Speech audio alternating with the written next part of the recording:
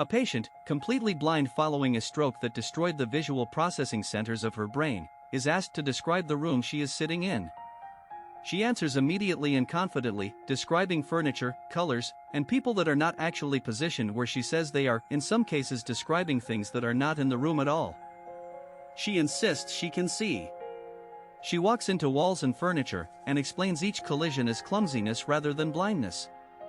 This is Anton's syndrome, one of the strangest conditions in clinical neurology, in which total blindness coexists with a complete and genuine denial that one is blind at all. The condition was first formally described in 1898 by Austrian neurologist Gabriel Anton, who documented cases of patients with confirmed cortical blindness caused not by damage to the eyes themselves, which remain fully functional, but by damage to the visual processing centers of the brain, primarily the occipital lobe at the back of the brain, where raw visual signals from the eyes are processed into actual conscious visual perception. Critically, Anton's patients displayed no apparent awareness of their blindness whatsoever, behaving and speaking as though their vision remained intact despite objective and unambiguous evidence, confirmed through clinical testing, that they could not see at all. Cortical blindness of the kind that produces Anton syndrome most commonly results from bilateral damage to the occipital lobes, frequently caused by stroke affecting the posterior cerebral arteries, which supply blood to this region of the brain, as well as by traumatic brain injury, certain toxic exposures, and in rare cases other causes producing extensive damage to both occipital lobes simultaneously. Bilateral damage to this specific brain region appears necessary to produce both the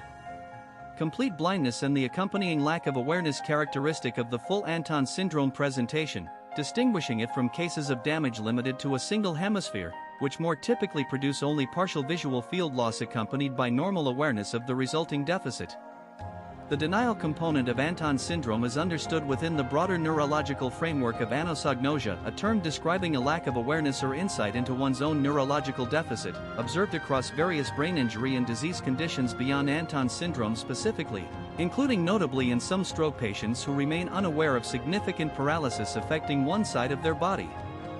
The leading explanatory framework for anosognosia broadly, and for Anton syndrome specifically, proposes that accurate self-awareness of a specific cognitive or sensory deficit depends on intact monitoring systems that are themselves distinct from, and can be independently damaged separately from, the primary sensory or motor system whose function has been lost. In the case of Anton syndrome, the brain has lost the capacity for visual perception itself through occipital lobe damage, but has additionally lost, likely through some combination of the same damage and additional involvement of nearby parietal regions involved in self-monitoring and integration of sensory awareness, the separate capacity to register and consciously recognize that visual perception has been lost.